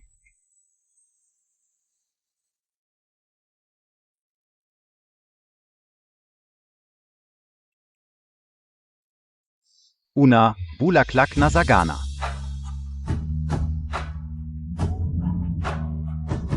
Ang init.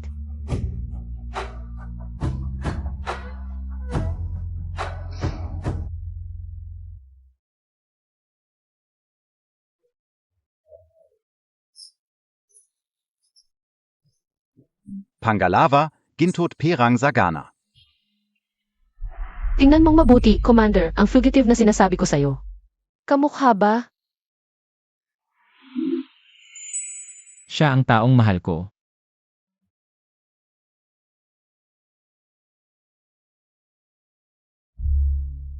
Pangatlo, mag-asawang masaya. Jiao Jiao, hintayin mo ang pamamanhikan ko.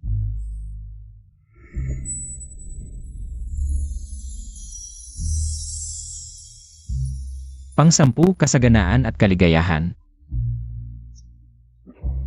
Jin Yuheng. Sinadya mo to, di ba? Yuko. Madaming anak. Tapos na ang seremonya. Titingnan ko kung ano talaga ang ibinigay sa akin ni nanay. Na ngayong gabi ko lang pwedeng tingnan.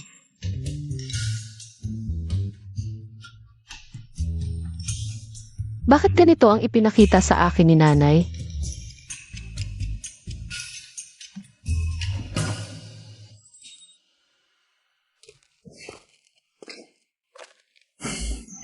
Anong tinitignan mo kanina?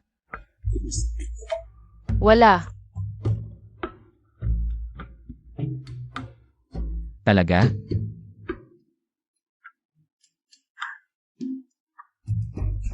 Tingnan ko. Nagtingin-tingin lang ako.